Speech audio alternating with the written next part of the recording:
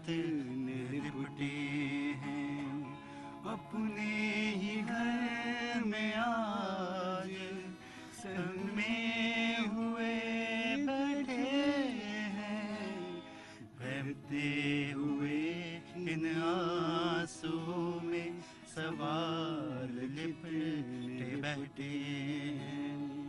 लाखों करोड़ों माँ के दिल से उठी ये चीख है, बेबस बाप मांगता न्याय की भीख है, न्याय की भीख है। बहते हुए इन आंसुओं में सवाल कितने फुटे हैं, सवाल कितने फुटे हैं। वाह पाजी, आज कुछ नहीं, शांत के इसी दौर से बातचीत शुरू करेंगे और तमाम सवाल लिपटे हुए हैं। जी हाँ, मैं कल यहीं बैठा हुआ था, कल यहीं बातचीत कर रहे थे और आज आपने जहां से शुरू किया है वो सवाल लिपटे हुए हैं। कुछ लोग भी हैं हमारे साथ जो हैं वो तस्वीर के साथ हैं, और अगर हम प्रद्युम्न की तस्वीर की बात करें तो यकीनन फूल सूख चुके हैं कुछ, और तस्वीर जहन में भी है और तस्वीर यहां भी रखी हुई है। कुछ लोग आए हैं और कुछ लोग आ रहे हैं, लेकिन यकीन मानिए ये परिवार का जो अंधेरा है, परिवार का जो सूनापन है वो ऐसे ही रहेगा। ना भरने वाला वो नासूर है और शायद वो कभी यूं भर भी ना पाएगा। अलबत्ता लोग आए हैं, कुछ देर बाद चले भी जाएंगे। ये जो शामियाना, ये जाजम जो बिछी हुई है, जो ये कारपेट बिछा हुआ है, ये कुछ देर जरूर रहेगा, लेकिन फिर उसके बाद हट जाएगा। मैं भी नहीं आऊंगा, कल आया था, मैं आज आया हूं। आप कह सकते हैं कि तमाम सारी चीजें हम लोगों ने एक रस्मी तौर से निभा ली हैं, रस्म की तौर से। सवाल भी तो अब ऐसे ही पूछे जाते हैं, एक रस्म, पूछ लो, क्योंकि सब कुछ पूछना है और सब कुछ दिखाना है, इससे ज्यादा कुछ नहीं है। लेकिन कभी कभी यकीन मानिए, जब आप जमीन पे उतरते हैं, धरातल पे आते हैं, तो सारे सच जो है ना, उल्टे औंधे मुंह आपके सामने खड़े होते हैं। और ऐसा ही एक सच प्रद्युम्न का था, और ऐसा ही एक आज सच पाजी ने मेरे सामने रखा। बहुत खूब पाजी, आपने अपना काम निभाया, लेकिन अभी हमारा काम अभी अधूरा है, और तमाम सारे लोगों का काम अभी अधूरा है, जब तक वो न्याय नहीं हो जाता, जब तक इस बूढ़े बाबा को अपनी पोती का न्याय नहीं मिल जाता, जब तक प्रद्युम्न का न्याय नहीं आ जाता, जब तक वो अरमान जो एनसीआर में है उसका न्याय नहीं मिल जाता। अभी आंसू नहीं सूखे हैं बाबा के, जब अंदर ही तक अंदर तो सारे के सारे उमड़ रहे हैं, घुमड़ रहे हैं। बादल और सावन तो बरसता है, ये वो हैं जो अंधेरी रातों में बरसते हैं हुजूर। किससे कहें, किससे जाके कहें। शब्द खोखले हो जाते हैं, शब्द छोटे पड़ जाते हैं, और बातें इंतहीन कहानी की तरह बड़ी दिखाई देती हैं। बाबा हैं, पता चला बाबा को कि आज, दादा को पता चला कि आज भैया जी यहाँ हैं, कल देखा था, आज आ गए। उसी स्कूल की कहानी है जिस स्कूल की कहानी प्रद्युम्न से जुड़ी है। जानना चाहेंगे इस कहानी में क्या था?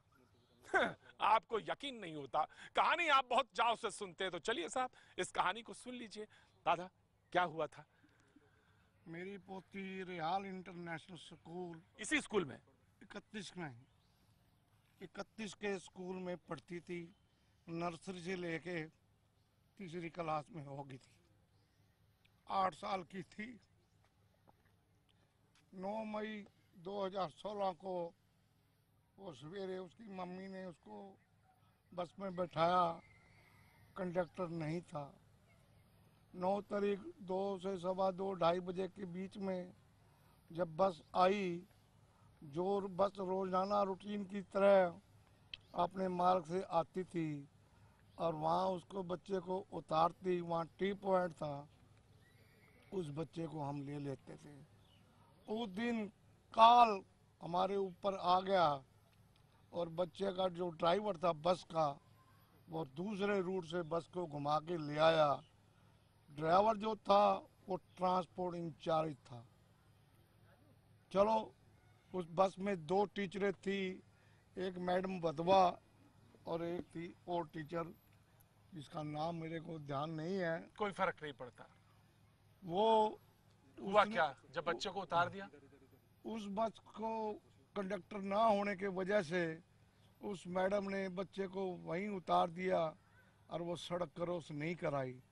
मैडम से पूछा, हम मैडम एक्सीडेंट होने के बाद हॉस्पिटल में हम गए, वो ड्राइवर भी था। मैं बोला, भाई तू नए रूट से की थी, वो भी उसको ड्राइवर को नहीं रोक पाई, भाई तू बस को कहाँ ले जा रहा है, जो तेरा ओरिजिनल रूट है तो उस पे चल। इस तरह तो ड्राइवर नया ही कितने था। साल की थी बच्ची? 8 साल की। एक्सीडेंट हुआ रोड क्रॉस में, रोड क्रॉस में बस। स्कूल ने क्या कहा फिर? स्कूल ने क्या कहा? स्कूल ने तो 6 दिन हमारे से कोई पूछा ही नहीं। मैनेजमेंट भी हॉस्पिटल में नहीं आया, पेपरों में लग गया, न्यूज़ में लग गया। 6 दिन के बाद हम स्कूल में बच्चों के पेरेंट्स इकट्ठे हुए और हमारे साथ हम सवेरे 11 बजे स्कूल में पहुंचे। ये तमाम कहानी है साहब 2016 की। 2016 की मैंने कहा था ना कि टेंट है, जाजम है, कारपेट है, चले जाएंगे, उतर जाएंगे, रोल हो जाएंगे और एक जैसे रस्मी तौर पे सब कुछ होता है ना, वैसा ही होगा। तारीख आएंगी और उसके बाद कोर्ट कचहरी तमाम होता रहेगा, लेकिन कुछ सुधरेगा नहीं। जैसे आपने देखा ना, ये मोमबत्ती है ना, जैसे धीरे धीरे पिघलती जाती है, खत्म होती जाती है, जैसे लगता है जिंदगी का वो तार वैसे ही धीरे धीरे पिघलता जाता है। हमारे एक मेहमान हमारे साथ हमारे जुड़े हैं, उनसे भी हम बातचीत करेंगे, लेकिन हमारे सहयोगी इस वक्त मौजूद हैं और प्रद्युम्न के घर के अंदर मौजूद हैं और आज अमित हमारे साथ मौजूद हैं। अमित के पास जाना चाहेंगे। अमित, मैं जानना चाहता हूं कि घर के रिश्तेदार कम हो गए होंगे, कुछ एक आधे रहे होंगे, तमाम सारे लोग चले गए हैं, यहाँ भी कल जैसी भीड़ नहीं है, लेकिन फिर भी लोग आ रहे हैं, मिल रहे हैं। परिवार का इस वक्त क्या कहना है तमाम केस को लेकर और जहां तक सवाल है इस पूरे प्रकरण पे?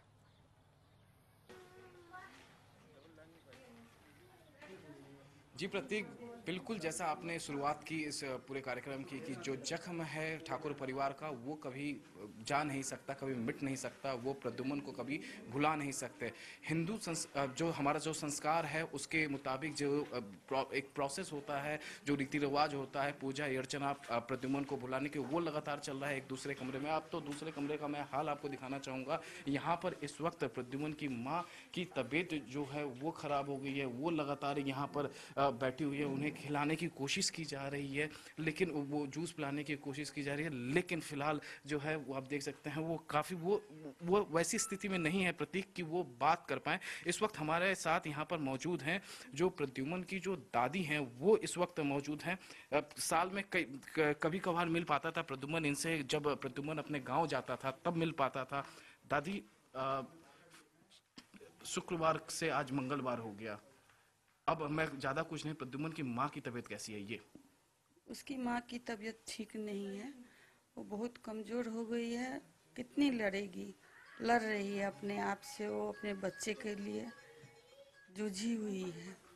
नहीं, पूरा देश इस वक्त रो रहा है, लगातार हम भी यहाँ से लगातार कवरेज कर रहे हैं, सीबीआई जांच की हम इंक्वायरी की भी अब लगातार जो आवाज़ आपकी है उसको हम बुलंद करने की कोशिश कर रहे हैं। फिलहाल किस तरह का, प्रद्युम्न को तो भुला तो सकती नहीं है कभी? नहीं, वो तो भुलाने वाला बच्चा था ही नहीं और है भी नहीं, और हम चाहते हैं कि आप कोई ना उसको भूलें, उसको याद रखें सब कोई, और उसके न्याय के लिए आप लोग जो है दिलाइए, उसको न्याय दिलाइए। हम सिर्फ उसका न्याय मांगते हैं और हर बच्चा के लिए सतर्क हो जाइए। तो प्रतीक, हर बच्चे के लिए सतर्क हो जाए, ये प्रद्युम्न की दादी का कहना। मैं आपको सीधी तस्वीरें प्रद्युम्न की माँ को जी मैं आपको सीधी मैंने सुना अमित जी, मैंने सुना और ये बात न भूलने वाली है। यही शायद सुप्रीम कोर्ट ने भी कहा। सवाल सिर्फ प्रद्युम्न का नहीं है, सवाल सिर्फ अरमान का नहीं है, सवाल सिर्फ दादाजी की उस पोती का भी नहीं है, सवाल इन सारों का है। और सवाल इस बात का भी है कि देश के तमाम सारे बच्चे जो रोज स्कूल जाते हैं पढ़ने, वो कितना सुरक्षित हैं। ये सवाल बड़ा है, हर एक पूछ रहा है, डरा हुआ है और इस बात से भी डरा हुआ है कि हम रोज जब भेजते हैं बच्चों को तो क्या वो सुरक्षित लौटेंगे। ये सवाल, बड़ा सवाल, और इसी सवाल के साथ आज हम भैया जी कहिन में मौजूद हैं। जी हाँ, हमारे साथ मेहमान मौजूद हैं जिनसे हम आपका तारुफ भी कराएंगे। हमारे साथ सुमित बोरा साहब मौजूद हैं nurseryadmission.com से। हमारे साथ बहुत बहुत शुक्रिया सुमित हमारे साथ आज आने के लिए। पहला सवाल मैं आप ही से पूछना चाहूँगा, फिर मैं आगे बढ़ूँगा। यह केस जो है अपने आप में कई सवाल छोड़ता है और जिस सुप्रीम कोर्ट तक जाना पड़ा, और सवाल ये भी है कि आखिर कितना सुरक्षित है। तमाम एडमिशन प्रोसेस से लेकर आप कहना चाहिए इन स्कूलों के सिक्योरिटी मेजर्स पर जूझते रहे। आज ये सवाल बड़ा खड़ा हुआ है कि आखिर जो कमियां हैं इस केस ने उजागर कर दी हैं। एक्चुअली ये काफ़ी जो है जो भी दुर्घटना हुई है इसको मर्डर ही बोलेंगे हम। इसमें जो कमियां सामने आई हैं, क्लियर ये आई हैं, एक तो जो यहाँ का एजुकेशन ऑफिसर था उसको नहीं पता कि 6 साल से जो है वो कौन बाथरूम यूज़ हो रहा है बच्चों और प्यून्स के साथ। क्या जो ड्राइवर या कंडक्टर या जो भी क्लास 4 एम्प्लॉयज़ हैं या बाकी जो भी हैं, उनकी एक रूल होता है कि 2 लोगों से आपको एक टेस्टिमोनियल एक लेटर लेना पड़ता है क्रेडेंशियल्स का कि इनका कैरेक्टर ठीक है और ये सोसाइटी में किसी 2 रिस्पेक्टेबल आदमी से लेना पड़ता है। क्या उनको देख के हायर किया गया था? स्कूल की बाउंड्री वॉल टूटी हुई थी और स्कूल के सामने शराब का ठेका चल रहा था, और जो स्कूल में पहले भी जो स्कूल में दूसरी बार दुर्घटना हुई थी उसके अगेंस्ट आज तक एक्शन नहीं हुआ, वो भी बहुत सस्पिशियस दुर्घटना थी। तो स्कूल में ये एक बिजनेस बन के रह गया है कि यहाँ एडमिशन पाना मुश्किल है, और स्कूलों में तो पेरेंट्स जो हैं वो डरते हैं, कुछ अपनी आवाज़ डरते हैं।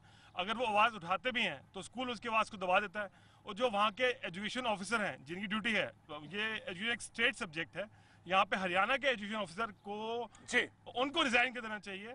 मैं कहूँगा जो डायरेक्टर ऑफ एजुकेशन है यहाँ पे, जैसे अगर कोई रेलवे का। बिल्कुल सुमित, मैं आता हूँ आपके, मैं इस पूरे मुद्दे पे बातचीत के लिए हम आएंगे, लेकिन हमारे सहयोगी मुंबई में मौजूद हैं इस वक्त। तमाम सारे लोग उनके साथ मौजूद हैं, तमाम सवालों के साथ मौजूद हैं। एक बार रुक करना चाहेंगे अपने सहयोगी के पास मुंबई। जी प्रतीक, एक बात मैं साफ तौर पे कह दूं कि पूरे मामले में देखा जाए तो एक मासूम बच्चा है, मौत होती है उसकी, और उसकी वजह से हर किसी के मन में खौफ जरूर पैदा हो चुका है कि आखिरकार हर रोज जो मेरा बच्चा जा रहा है वो घर वापस लौटेगा या नहीं। मेरे साथ यहाँ पे वो पेरेंट्स हैं, साथ ही साथ ये आंगनवाड़ी की शिक्षिकाएं हैं जो कि हर रोज बच्चों को हैंडल करती हैं, उन्हें हर तरीके की सुविधाएं देती हैं ताकि बच्चा सुरक्षित रह सके। उन्हीं से जानना चाहूँगा, आपसे जानूंगा, स्कूल बच्चे को भेजते हैं, बड़े स्कूलों में भेजते हैं अच्छी बेहतर एजुकेशन के लिए, लेकिन एक्सपेक्टेशन प्रदुम के मामले के बाद कहीं ना कहीं मन में खौफ है। बिल्कुल, बहुत बड़ा खौफ है। एक दूसरी क्लास में पढ़ने वाला बच्चा गुड़गांव में जो आज हादसा हुआ हम पेपर में और न्यूज़पेपरों में देख रहे, एक छोटे बच्चे की मौत हो गई, और मौत किस तरह से हुई किसी के पास कोई जवाब नहीं। इतनी बड़ी बड़ी संस्थाएं जुड़ी हुई है, पोस्टमार्टम की रिपोर्ट आई है, और यहाँ सबके पास एक ही सवाल है कि नहीं हमको मालूम नहीं कैसे हुआ। तो इस तरह से अगर बच्चे को उनके भरोसे भेजा जाए, स्कूल के भरोसे, और बच्चा जब ऐसे अपनी लाश लेकर माँ बाप अगर घर पे आएंगे तो इसका क्या मतलब हुआ? इस तरह से किस एक चीज बताएं, बहुत मोटी फीस वसूली जाती है, सारे सुरक्षा के बंदोबस्त के दावे किए जाते हैं। अगर ऐसे में बच्चा आज स्कूल जा रहा है तो पेरेंट्स कितने अपने आप को सेफ समझ पाएंगे कि मेरा बच्चा वापस आ रहा है? कहीं ना कहीं प्रदुम के परिवार ने जो सवाल उठाया वो पूरे देश के बच्चों के लिए सवाल है। यदि कोई पेरेंट्स बहुत नामचीन स्कूल के अंदर, नामांकित स्कूल के अंदर भेजता है, बड़ी से बड़ी फीस देता है, तो जरूर वो अपने सुरक्षा के मामले में, बच्चों की सुरक्षा के मामलों में हमेशा निश्चिंत रहना चाहता है। एक आप बताएं, आप बच्चों को हर रोज हैंडल करती हैं जो 2 से 5 साल के होते हैं, 6 साल के होते हैं, उन बच्चों को हैंडल करते वक्त आप क्या सुरक्षा की बात हो रही है, बच्चों को हैंडल करते वक्त किस तरह की सुरक्षा रखती हैं आप? हमारे साथ में रहती है मददनीश, हर बच्चे के ऊपर हम दोनों ध्यान देते हैं कि वो बच्चा कहीं गिरे नहीं। तो वॉशरूम भी जाना है तो हमारी मददनीश लेके जाती है। हमारा तो 10 बाय 10 का छोटा सा रूम रहता है, तो भी हम लोग हमारे निश्चित तौर पर, मतलब साफ तौर पे यही कहना है कि बच्चा जो है वो सुरक्षित रहे, गिरे तक नहीं। बाथरूम जाना है तो जो स्टाफ है वो साथ में जाता है बच्चे के साथ बाथरूम में, लेकिन जिस तरह से प्रद्युम्न के मामले में हुआ प्रतीक, कहीं ना कहीं जो बड़े स्कूल हैं वहां पर सुरक्षा, सीसीटीवी के दावे से लेकर दीवार के गिरने तक के ये दावे कहीं ना कहीं पूरे मुंबई सहित पूरे देश में आज जो है प्रद्युम्न का मामला शायद इसी वजह से बढ़ा हुआ है क्योंकि लोगों के मन में डर है। सवाल सिर्फ प्रद्युम्न का नहीं है, प्रद्युम्न के साथ साथ जो सुप्रीम कोर्ट ने कहा पूरे देश में तमाम सारे बच्चों के लिए वो सवाल है। मैंने पहले भी कहा कि ये सवाल अरमान का भी सवाल है। तो कुछ दिन पहले दुर्घटना हुई एक स्कूल में और उसकी मौत हुई, उसका भी सवाल है। सवाल दिव्यांश का भी सवाल है, क्यों ना हो सवाल। सवाल इतना ही बड़ा प्रद्युम्न का भी है। मैं प्रद्युम्न के घर के ठीक बाहर मौजूद हूँ। मोमबत्तियां जल रही हैं, सवाल पूछे जा रहे हैं और साथ साथ ये भी कहा जा रहा है कि क्या उन लोगों को सजा मिलेगी जो वास्तव में गुनहगार हैं। यही सवाल, बड़ा सवाल। और इस सवाल को लेकर तमाम सारे लोग यहाँ पे मौजूद हैं। मैं उनसे भी बात, आपका साहब नाम जानना चाहूँगा। आप आए हुए हैं अंतर्राष्ट्रीय मैथिली परिषद से, क्योंकि बिहार से का संपर्क था। जी, मैं जानना चाहता हूँ, आप पूरी अभी तक की इस पूरी स्थिति से संतुष्ट है, मुतमईन है, या लगता है कि अभी भी कहीं कुछ अधूरापन है? मैं ये प्रद्युम्न ठाकुर का जो हत्याकांड किया गया है ये बहुत निंदनीय है और मैं इसको जो है बहुत घोर निंदा करता हूँ। और इससे लगता है कि हमारे देश का जो बच्चा है वो सुरक्षित नहीं है। जिस तरह से इसका हत्या किया गया है उस पर जो हरियाणा सरकार है उसने भी जो है सही कदम नहीं उठाया था। वो लेकिन सारे लोगों ने फ़ोन किया, चाहे जहाँ मुख्यमंत्री हो उन्होंने भी फ़ोन किया, प्रद्युम्न के पिताजी को फ़ोन किया। प्रद्युम्न के पिताजी ने तो कहा इस बात के लिए कि नहीं, मैं जहाँ तक सवाल है सरकार का वो उससे उन्होंने फ़ोन किया और मुझे संतुष्ट हो, लेकिन बेहतर ये हो कि सीबीआई इंक्वायरी हो, ये बात उन्होंने कही। नहीं, इसमें हम आपको बताना चाहेंगे, जब हमारा फाइल सुप्रीम कोर्ट में फाइल हुआ है उसके बाद जो है सरकार हरकत में आई है और उसके बाद सीबीआई जांच की जो है वो आगे किया है। नहीं तो तब तक सरकार जो है इस पे कुछ एक्शन नहीं ले रही थी और जो स्कूल प्रबंधन है उसके खिलाफ भी कोई कार्रवाई नहीं हो रही थी। जब हम लोगों ने मैं आता हूँ आपके पास।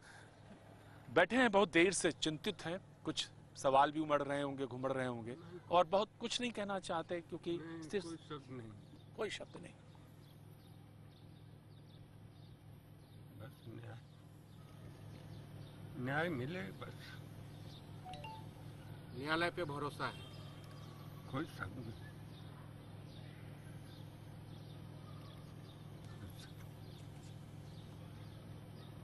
कभी कोई चुप्पी भी इतनी मुखर होती है कि आप कुछ भी ना बोलें लेकिन सब कुछ कह जाते हैं। इन्होंने उतना ही बात कही, उन्होंने कहा मुझे कुछ नहीं कहना है, कहना भी नहीं चाहता मैं कुछ, मैं सिर्फ ये जानना चाहता हूँ कि क्या हो रहा है और क्या क्या न्याय मिलेगा। उन्होंने कहा कि सिर्फ मुझे न्याय चाहिए, न्याय हो, और कुछ नहीं चाहिए। न्याय दे सरकार, और क्या करें। सारे बच्चे लोग स्कूल जाते हैं, सुरक्षित नहीं हैं, तो क्या लोग अपने बच्चों को जो है स्कूल भेजेंगे? मैं नहीं समझता जो आजकल के जो प्राइवेट स्कूल हैं, सरकारी स्कूलों का जो हाल है, लेकिन जो प्राइवेट स्कूल हैं जो इतना पैसा लेते हैं, जो हम बच्चों को सुरक्षित रखेंगे, उनको अच्छी शिक्षा देंगे, लेकिन वो तो जो है हत्या कर रहे हैं। वो हत्या कर रहे हैं। स्कूल पढ़ने भेजा था, लेकिन सवाल ये है कि वो हत्या कर रहे हैं और ये सवाल बड़ा है। और ये उन्होंने कहा कि हम तो बच्चों को पढ़ने के लिए भेज रहे हैं, लेकिन जो हो रहा है वो बहुत दुखद है। आप यहीं रहते हैं? जी, मैं मेवात से आया हूँ, रिटायर ऑफिसर हूँ मैं। तिवारी जी, पहले तो मैं बहुत दुख इस पर प्रकट करता हूँ अपना जो कुछ हुआ है। दूसरा ये है कि देखिए, हम शासकों को चुनते हैं, ये कानून के रखवाले हैं और हमारे प्रशासक हैं, लेकिन जब ये कानून को भी लांघ जाते हैं, कानून को तोड़ते हैं, तो कानून नहीं रह जाता और ना इनकी कोई सीमाएं रह जाती हैं। ये तानाशाह बन जाते हैं। 15 दिन से आप तिवारी जी देख रहे हैं जो हाल पीछे से चला आ रहा है, उस हाल का ये नतीजा है।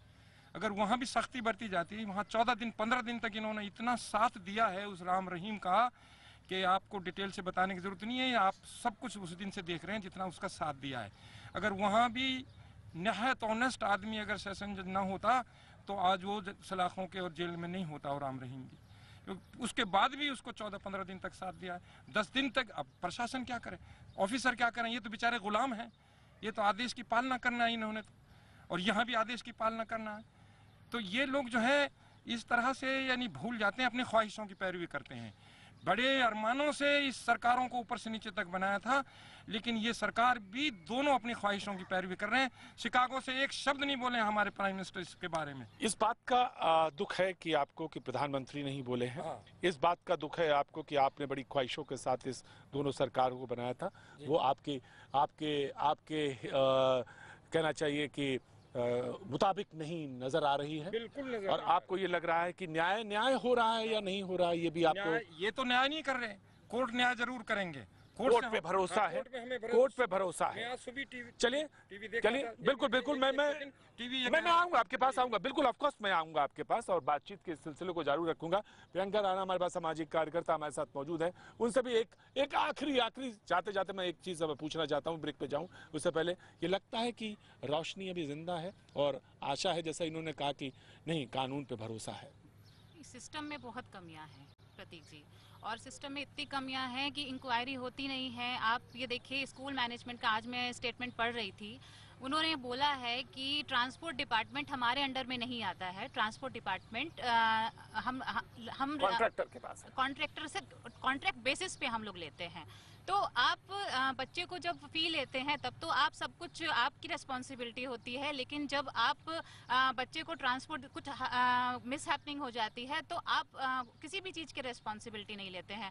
सेम चीज़ आप जब बच्चा पिकनिक पे जाता है, पिकनिक पे आप कंसेंट फॉर्म भरवाया जाता है हर स्कूल के अंदर, और ये बोला जाता है कि आप कोई भी अगर बच्चे के साथ कुछ भी दुर्घटना होती है तो स्कूल उसकी जिम्मेदारी नहीं लेगा। तो मैं पूछना चाहूँगी, हमारा बच्चा किसकी जिम्मेदारी पर जाता है और आप किस बेसिस पर लेकर जाते हैं? एक माँ अपने बच्चे को अपनी आंखों से दूर इसलिए भेजती है कि वो आप पर भरोसा करती है। आप कहते हैं कि हम उसके लिए रिस्पॉन्सिबल। तो भरोसे का टूटना कितना बड़ा गुनाह है, ये जानना हर पेरेंट्स जानना चाहता है। इस वक्त देश का हर नागरिक जानना चाहता है, जिसके बच्चे हैं या जो खुद भी बच्चे हैं वो भी जानना चाहते हैं कि कितना सुरक्षित है। ये सवाल बड़ा सवाल जानेंगे एक छोटे से ब्रेक के बाद, और इस वक्त बड़ी खबरों पर नजर।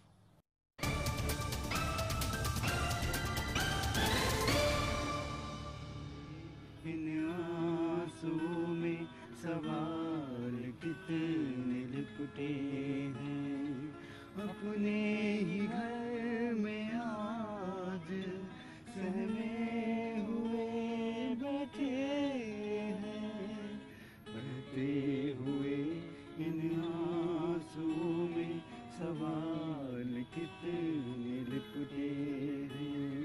बिंदु करोड़ों माँओं के दिल से उठी चीख है, लाखों करोड़ों माँओं के दिल से उठी चीख है। बेबस बाप न्याय की मांग रहा भीख है, मांग रहा भीख है। बहते हुए इन आंसुओं में सवाल कितने लिपटे हैं, सवाल कितने लिपटे हैं। जी हाँ बाजी, शुक्रिया। सवाल कितने लिपटे हैं, यही सवाल है कि आखिर इसके बाद क्या, न्याय कब तक? क्योंकि बहुत सारे सवाल ये भी हैं कि तमाम केस पेंडिंग है, डेट पे डेट कोर्ट में जाते हुए चक्कर पेरेंट्स परेशान हो जाते हैं। मेरे साथ दादाजी बैठे हुए थे, कह रहे रोज जाना होता है कोर्ट, लेकिन अभी तक कहीं से कोई उम्मीद नजर नहीं आती। तमाम पेरेंट्स यहाँ बैठे हुए, तमाम सवालों के साथ बैठे हुए, तस्वीरों के साथ बैठे हुए, और हर एक का यही सवाल कि आखिर न्याय कब मिलेगा। स्कूल में पढ़ने जाती है, किस क्लास में है? ये यूकेजी में है। पास में ही कहीं पढ़ती है? हाँ पास में ही पढ़ती है। किस स्कूल में? Maria Montessori school. सवाल तो बड़े आ गए हैं, डर भी लगता होगा? बहुत लगता है सर, बहुत डर लगता है।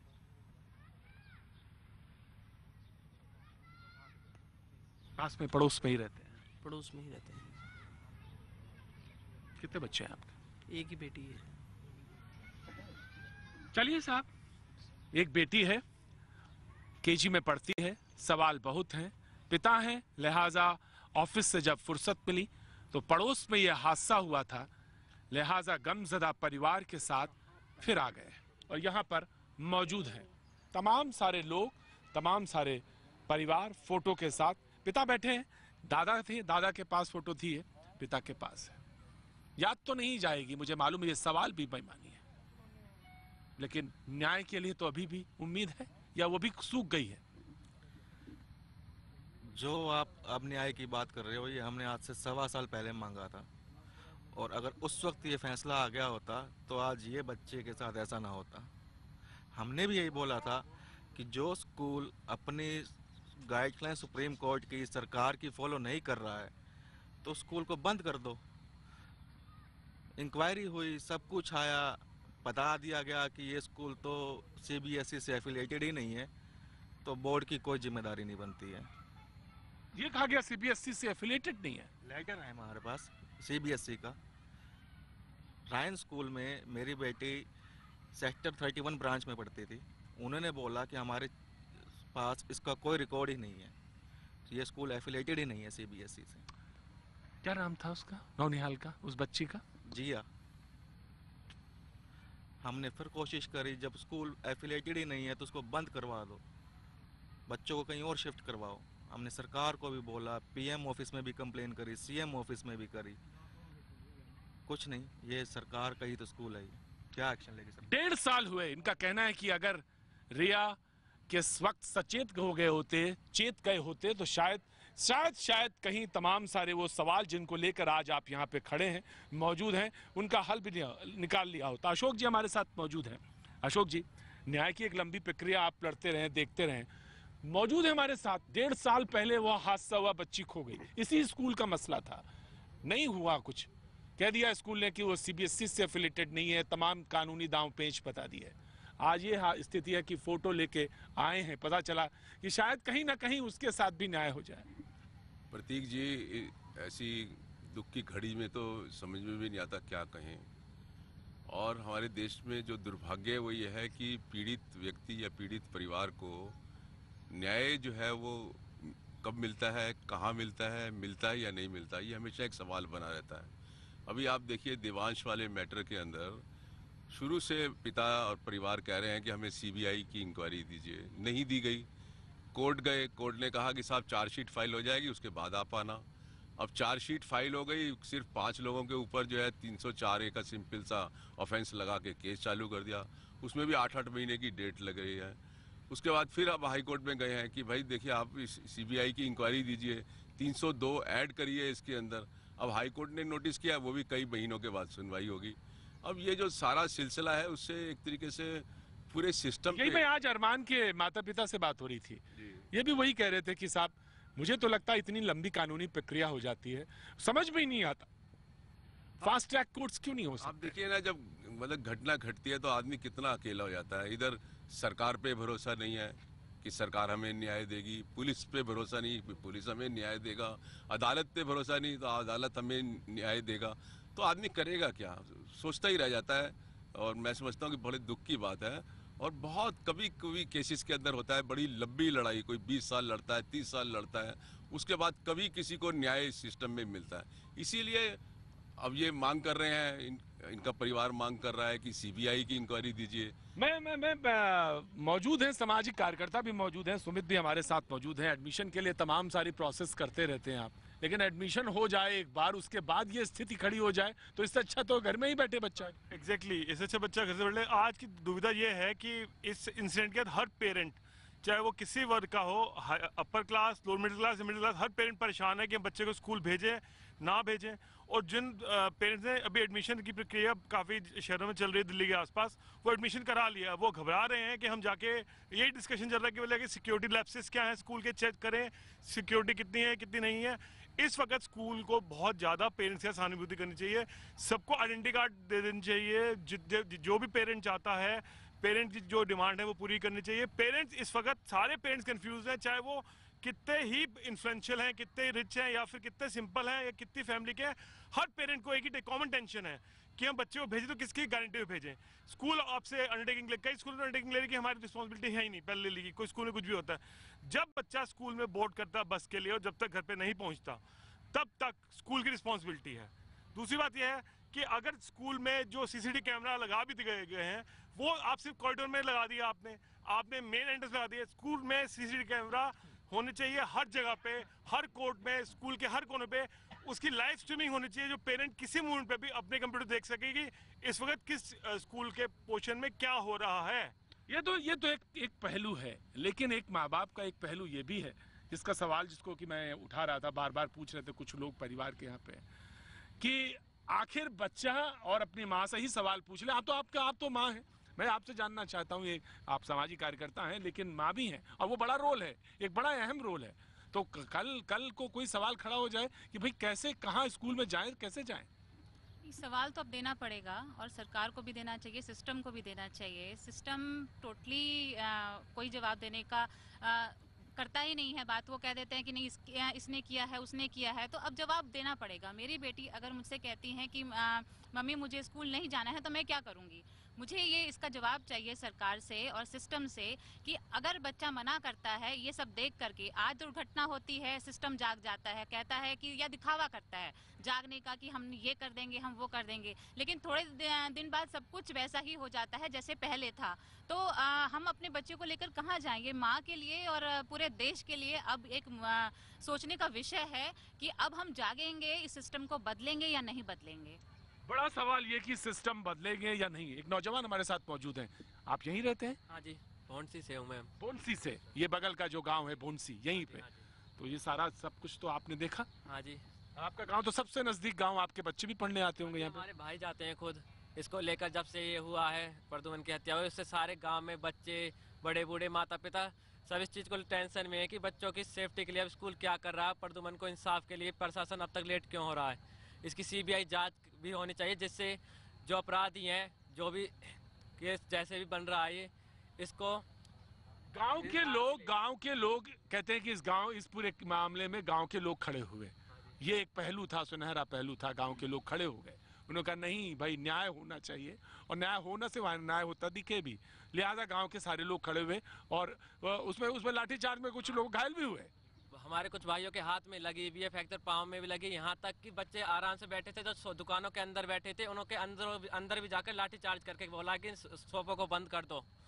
और किसी का हाथ टूटा, किसी के पाँव गांव में अंदर तक दौड़ा के मार रहे, जबकि लाठी चार्ज का तो कुछ किसी ने बोला ही नहीं था। जी जी जी जी प्रियंका जी, मैं आया। प्रतीक जी, अभी जो ये बोल रहे हैं, सरकार मुझे समझ में नहीं आता। एक देसी शराब का ठेका तोड़ने पर, उस पर आग लगाने पर गांव वालों को इतनी धाराएं लगा दी जाती हैं, लेकिन जब मर्डर हो जाता है बच्चों का, उसके अगेंस्ट में कुछ नहीं करते हैं। उसके में कोई सारे एविडेंस मिटा दिए जाते हैं, तब तक भी सरकार और सिस्टम से होता रहता है। तो आखिर क्या हो रहा है इस देश में? देश बदल रहा है या क्या हो रहा है? मजाक हो रहा है? कुछ कहना चाह रही थी आप?